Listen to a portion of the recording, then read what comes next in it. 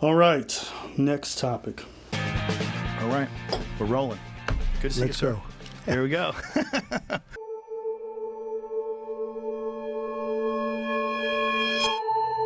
Madam Vice President, welcome to Call Her Daddy. But your thing is going really great. My son's a big fan of yours, Baron. Madam Vice President, glad to have you here. Ready to bring the funk? I'm trying. We are sitting down with Mr. President. Mr. President, thank you so much for being here. Thank you very much. I remember when I got on YouTube and I was very excited over the last 8 or 9 years when I started hearing about independent media. Comedians, podcasters, news people running their own individual platforms to essentially be free from the chains of advertisement. Yeah. And as a result of being free from the chains of advertisement, they would be able to say the vast majority of what they wanted or be as unfiltered as possible, right? Yes. I am now convinced that comedians and podcasters are just political tools like everybody else. I no longer think there's that same separation between mainstream media and independent media like I used to. And I don't think that's true for all of them, but a good majority of them. And let me give you an example. We always talked about how, we do these platforms so we can say whatever we want. And now with this election cycle, everyone is being careful about what they say during interviews, be it Trump, be it Kamala On Callherdaddy or whatever. And they're doing what essentially is like puff pieces, right? Having these people on, giving them soft questions, never checking them on the record, never fact checking none of it, just letting them yap about whatever they want. And the reason they're doing this is not because that's who they are. The reason they're doing this is because they would lose access to this interview. So I'm like, you guys spent all this time whining about mainstream media being so fake because of advertisers, but y'all doing the same thing so you don't lose access to these powerful people, to these influential people. How is that any different? Yeah, in the context of watching Kamala Harris do the Call Her Daddy podcast, watching Trump do Rogan or Flagrant or Theo stuff, and just watching all these different things, I don't think these types of interviews are bad in a vacuum. What I don't like is that now politicians are able to just jump around, do a bunch of interviews where they're asked softball questions and only do those types of interviews. Why is it that world-renowned journalists are not the ones who are having as much access to these people, right? Even if they're independent, okay? Why are they not getting access, but someone like Rogan is? And the reason being, Trump knows he's going to go on Rogan and it's going to go well for him because he just really has to sell his personality. Even though there's questions about his record, even though there's questions about his flip-flopping on certain things, those never are going to come up. No. So he knows he can go on here and do really well for himself and come out great. And I know this is true because Rogan said so himself. And by the way, I'm not a Trump supporter in any way, shape, or form. I've had the opportunity to have him on my show more than once. I've said no every time. I don't want to help him. I'm not interested in helping him. The night is still young. We'll see. If I have him on, the night is still young? Yeah. You think I'll have him on? I think you'll have him on. Really? Yeah. Why do you think that? Because you'll have Putin on? And I think you had people like Kanye on, for example, and you had a great conversation with him. But Kanye's an artist. But Kanye doing well or not doing well doesn't change the course of our country. Yeah, but do you really bear the responsibility of the course of our country based on a conversation? I think you can revitalize and rehabilitate someone's image in a way that is pretty shocking. Look at the way people look at Alex Jones now, because Alex Jones has been on my podcast a few times. Listen, I watched Joe Rogan. I'm 34 now. I used to watch it when I was 19, okay? So you have to understand, 15 years ago, I used to watch Joe Rogan clips all the time.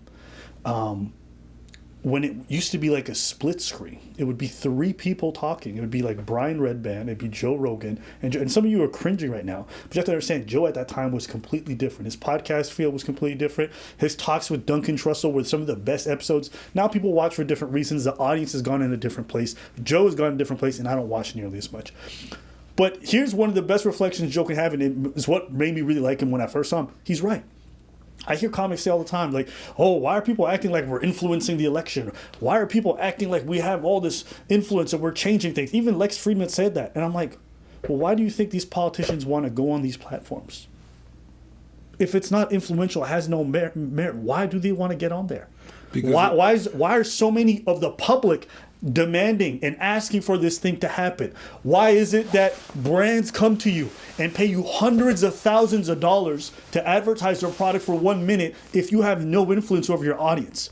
Why is it that audiences will shell out thousands of dollars for meet and greets, but you have no influence over it? When people say this, do they think just because they're kikiing and laughing on this thing, they have no influence? No. When people spend hours of their day on a regular basis watching you, they build an attachment. They start trusting you. They take your opinions indifferently. They start to actually grab your opinions and repeat them in real life. You have a tremendous amount of influence, and Joe's no different. Now, if Joe just had a change of heart and he says, I think it's worth it because Trump is the right candidate and I want it, that's fine.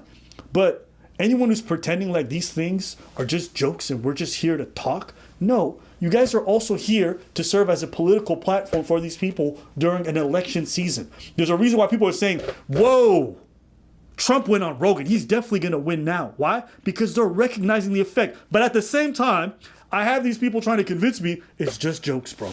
We're just talking.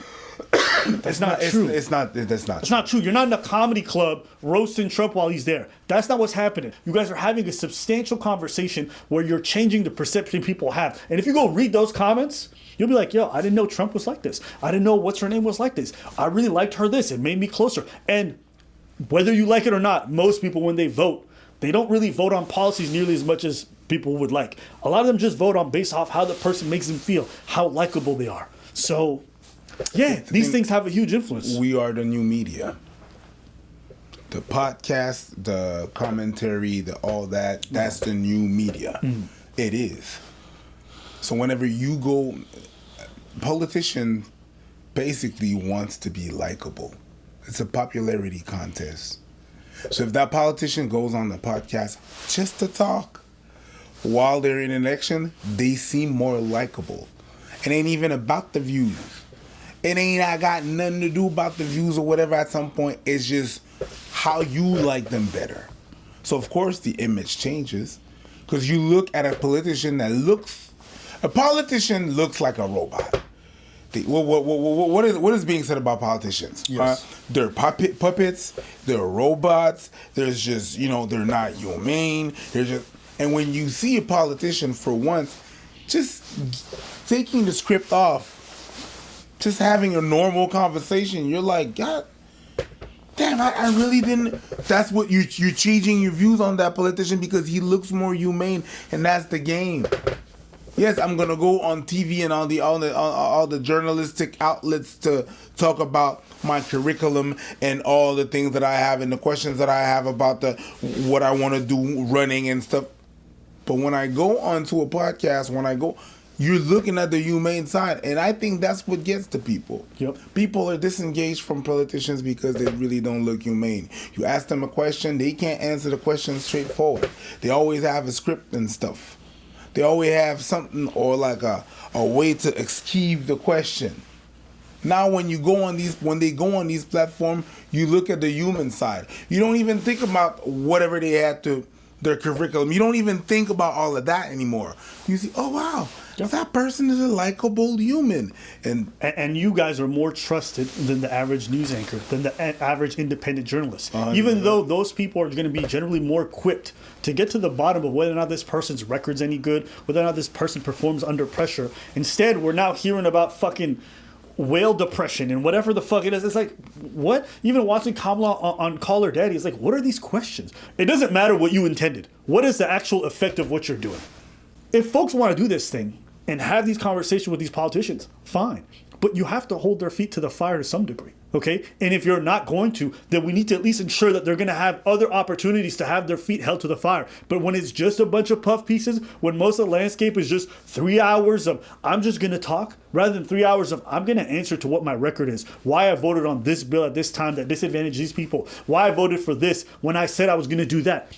We don't get 3 hours of that. We never will. Why? Because what gets more votes nowadays is just sitting there and talking about how I feel about X, Y, and Z. But also, I'm not well versed enough politically to know all of the corruption that's been alleged and to understand what the whole Russiagate stuff, what's real. Like, if you really want to do that correctly, it's something that I would have to research for a long time and to really, and I don't have that kind of time. I think I've been having this reckoning lately, but more and more I feel reassured now that I'm seeing Tony Hinchcliffe go to Madison Square Garden during a Trump rally and do his fucking set. And people are like, no, listen, Puerto Ricans everywhere losing their mind, which Understandable. right before a vote is crazy. And if you guys haven't seen the comment, this is it. A lot going on. Like, I don't know if you guys know this, but there's literally a floating island of garbage in the middle of the ocean right now.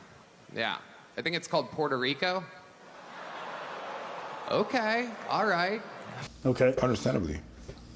And this is not out of context. I listened to the full thing. There is no context that really makes this joke better or whatever it is. And people are running around saying, well, he's a comedian. It's just a joke. You're another political tool. You're at a political rally, okay? And you're not doing a regular set. You're doing a set. And if you guys don't watch the whole thing, I watched the whole thing. All of the jokes perfectly align with MAGA values. There was no jokes aimed at Republicans. There was no jokes really aimed at Trump to like mock him. No, they were all like anti-immigrant, pro-Israel, anti-Palestinian, anti-California, pro-Texas. Jokes are just jokes, apparently. But at the same time, your whole set perfectly aligns with the ideal humor of a Trump fan. Which is fine. But don't Yeah. make it past that. I don't stop. Just I didn't know. It's just no. Oh yeah. If you watch the whole Tony Hinchcliffe set, if you listen to it towards the end, he just starts repeating Trump slogans. Let's close it out and let's make speech free again, make America healthy again. God bless New York. God bless America. Let's make it great again. I love you. Thank you. Welcome. Not in a joking set. He just repeats them. So I'm like, how is your set made for jokes, but at the end of it, you're just doing a political advertisement? Is it really just jokes? Yeah. What is independent media really? Independent media was the idea was that you were going to be free from all this influence. Which you're not. Are they not just dependent on it? Yeah. When they're cutting what they want to say just to be able to have access to people? You're the same thing, but just same but diff. And this is the thing. Nobody can have all these kinds of mainstream guests on consistently and have their moniker of independence. Of noticing comics being very buddy-buddy with every right-wing personality on the planet and softballing all the interviews and softballing all the interactions. What is the point of being given the right to joke about anything when powerful people come by, you don't joke anymore? Doesn't that strike you as a bit cowardly? No. It doesn't? No. Okay, go for it. Just because of the list of things that they're going to tell you not to talk about. Like there's the list of the PR list and stuff like that. So if you want to carry your interview, you have the choice. You either don't have an interview at all and you spend all this time with the connects and everything to have the interview, or just go with the flow of that interview. But essentially what you're getting at is some compromise may be acceptable because it's leading to this outcome. What I'm saying is the compromise that they're making, they're only making it in front of powerful people. What is the point of demanding free speech? What is the point of demanding the right to be able to joke about everything if it's only going to be used and waved against weaker people? If it's only going to be used against people who really can't harm you? Then that's the part that makes me look like, what the fuck are we doing? It's to be able to joke against trans people? Is that what we got this shit for? I mean, I don't know. I was just so excited because at the advent of independent media, it really looked like such a cool time. Watching people talk about psychedelics, talk about relationships in an unfiltered manner, talk about men's issues and not have to worry about it. I felt it was so refreshing to be able to hear topics I would never hear on television or mainstream media. That's what I loved about independent media. But now when I'm looking at it, it's just like, oh, okay, this thing has gotten so big that independent media is just media now. There is no independence. You are dependent. You're dependent on Spotify for your shit. You're dependent on your Patreon subs. You're dependent on the guests that you need to interview, the big name people. There is no independence. Honestly, I'm not even certain if I can feel like there's that much of a difference now between mainstream media and these media type personalities. But when they say that it's not, this is independent, they're really talking about it's unorthodox. Yeah. It's not that, but it really is. Yeah. It's the same thing. It's just we're doing the same thing. Yeah.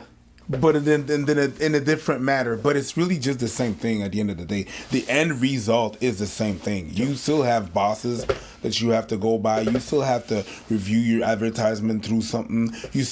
It's the same thing. Hey, you want to hear the fucked up part? The bosses for independent media aren't necessarily bosses. Sometimes it's the guests. Sometimes it's the audience. Because you go to the comments section and the audience is not happy with what you're doing, so you start changing the tone of what you say or the kind of people you interview or your. I'm gonna ask the question to you guys. And what I'm saying wrong? Do you guys feel like independent media is independent in the way that they present it? And I'd love to hear what you guys think. And also another thing I'll say, and this is probably my last point.